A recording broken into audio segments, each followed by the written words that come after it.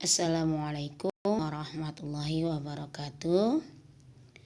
Alhamdulillahilladzi hadana lihadza wa ma kunna linahtadiya laula an hadanallah. Kaifa halukum ayyuha tullabil mahbubinas shalihin? Arju annakum jami'an bil khair wa annakum maziltum fi hidayatillahi wa ma'unatihi.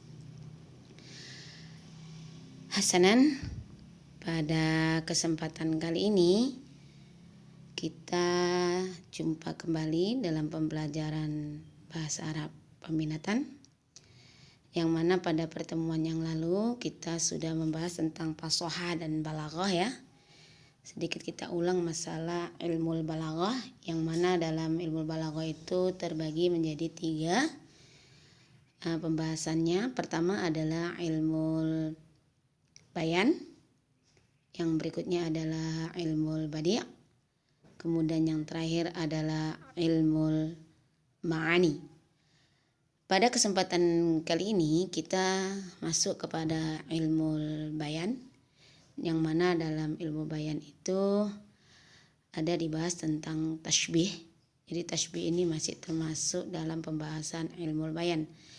Jadi dalam tashbih ini yang akan kita bahas pada pertemuan kali ini adalah contoh-contohnya, kemudian ta'rif tashbih dan arkanut tashbih atau unsur-unsur yang membentuk tashbih. Dalam hal ini adapun yang ingin kita capai atau kompetensi yang harus Ananda kuasai semuanya ketika selesai mempelajari materi ini adalah: yang pertama, menyebutkan pengertian tashbih baik secara bahasa maupun istilah. Itu yang harus Ananda kuasai, ta'rif tashbih lughatan wa istilahan. Kemudian menentukan ayat, hadis, syair ataupun ungkapan yang mengandung uslub tashbih.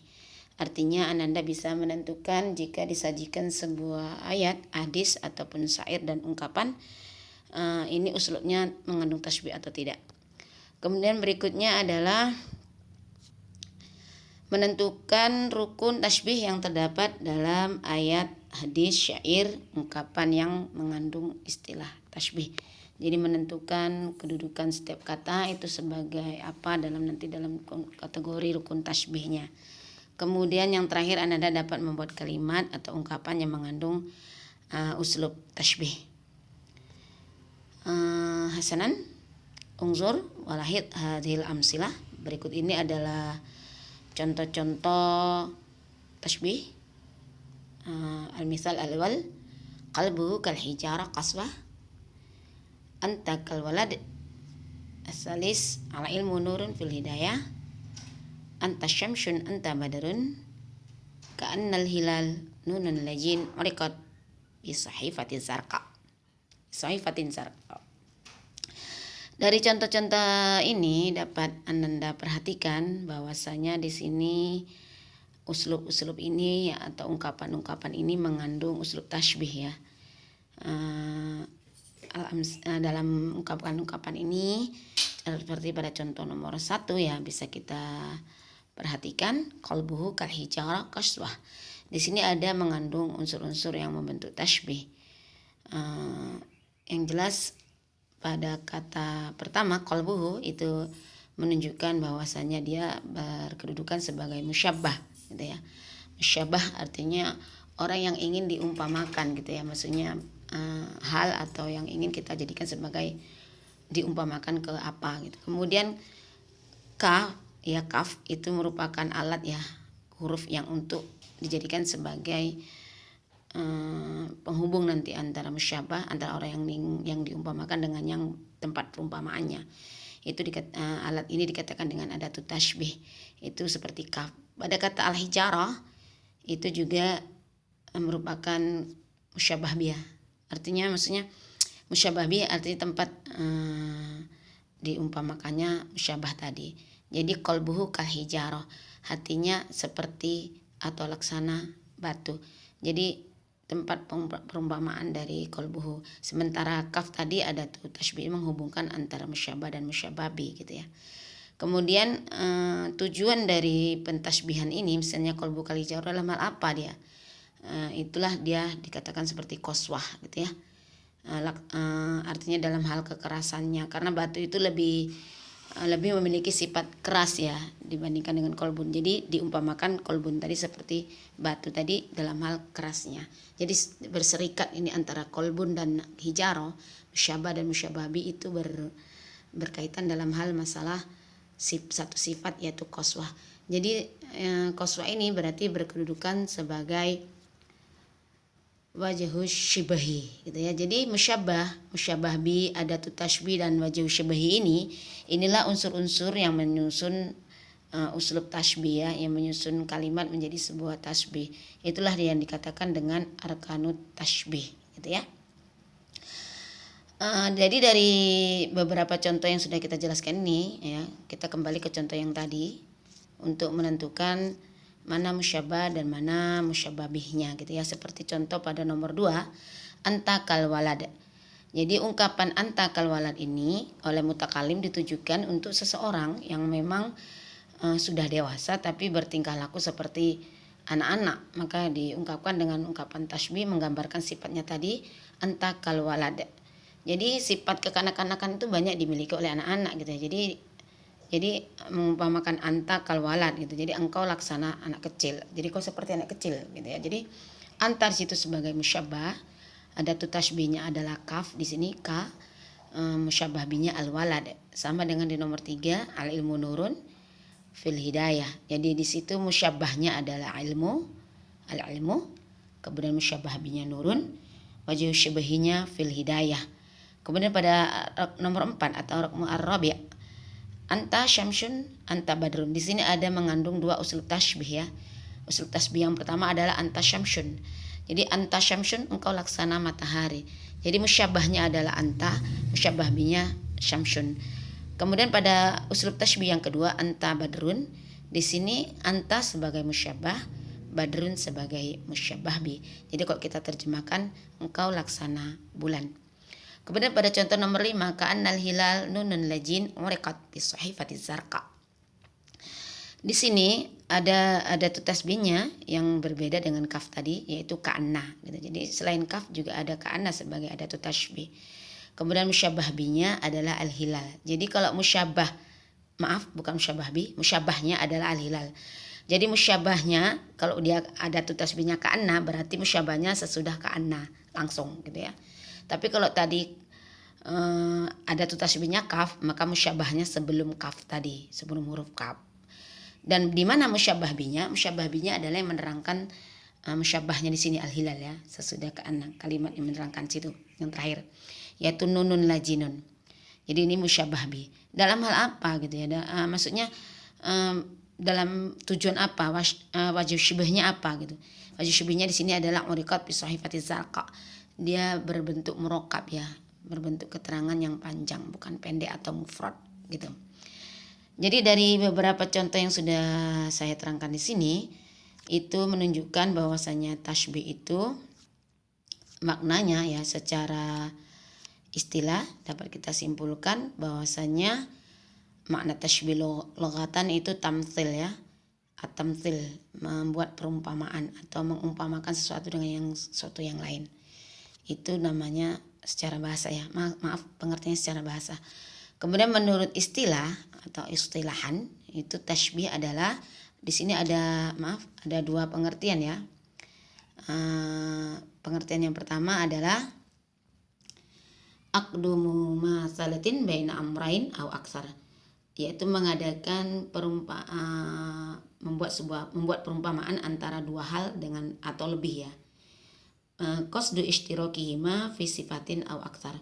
Tujuan menggabungkan keduanya tadi adalah dalam suatu sifat atau beberapa sifat gitu ya.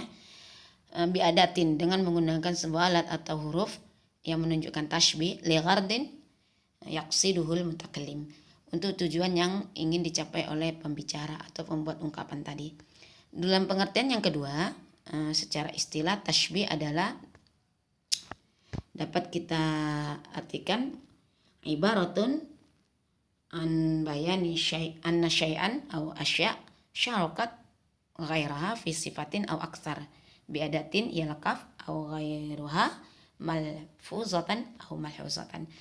Jadi ungkapan tentang menjelaskan bahwasanya sesuatu atau satu hal atau lebih bergabung dengan yang lainnya dalam suatu sifat atau lebih dengan menggunakan suatu alat seperti kaf atau yang lainnya, baik secara malfuzatan secara malfuzatan, ya benar, secara tersurat secara lafaz, atau malhuzatan atau secara tersirat maknanya gitu ya.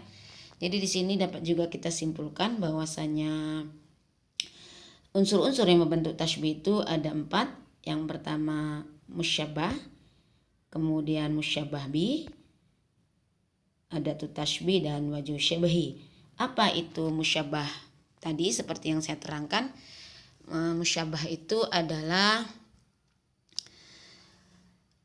al-amrul ladzi yuradu ilhaquhu bi ghairi. Jadi hal yang ingin diumpamakan dengan yang lainnya gitu ya.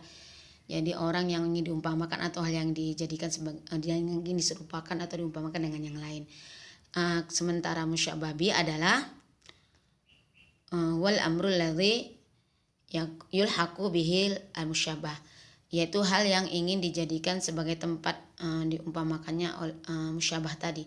Jadi bisa dikatakan sebagai tempatnya ya, tempat untuk diumpamakan. Jadi kalau katakannya tadi anta badrun, jadi anta tadi musyabbah, itulah yang ingin diumpamakan seperti apa gitu ya. Dalam hal maksudnya dalam ditempatkan ke apa gitu ya. Maksudnya disamakan dengan apa? Disamakan dengan badrun tadi. Badrun tadilah sebagai musyabbah bi tadi itu ya, tempat nempelnya dari si musyabbah tadi. Di sini kebetulan tidak menggunakan adat ya. Itu nanti ada dalam pembagian tasbih gitu ya. Jadi kemudian ada adatu tasbih itu ya, seperti yang saya katakan tadi.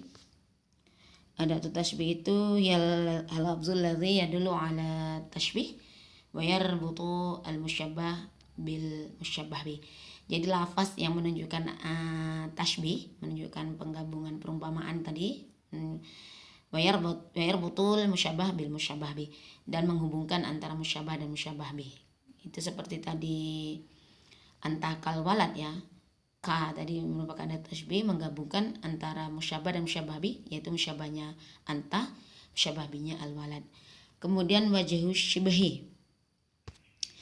Ma huwal wajhu syibahi? Wajhu syibahi huwal wasful mushtarik bainal tarafain. Apa itu tarafain? Yaitu musyabbah wal musyabbah bi. Tarafain yang di sini, yang dimasukkan di sini adalah tarafai tasbih. Jadi ma huma tarafai tasbih? Tarafai tasbih itu adalah musyabbah dan musyabbah bi. Kenapa musyabbah dan musyabbah bi dikatakan sebagai tarafai tasbih? Ini merupakan rukun atau arkanut tasbih yang tidak bisa ditinggalkan dalam pembentukan tasbih ya. Jadi kalau tadi ada contoh tasbih yang tidak menggunakan adat tasbih, dan ada juga contoh adat tasbih tadi dalam contoh-contoh yang sudah kita terangkan tadi tidak menggunakan wajhu syabahi, di situ tidak dimunculkan. Itu masih bisa dikatakan sebagai tasbih selama masih ada dua unsur ini atau toropai tasbih ini, yaitu musyabbah dan musyabbah bi.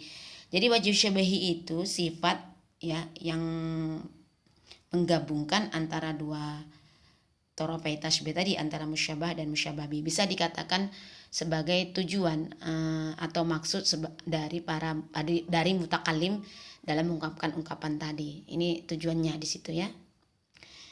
Barangkali itu saja yang bisa diterangkan tentang tasbih dan arkanuhu.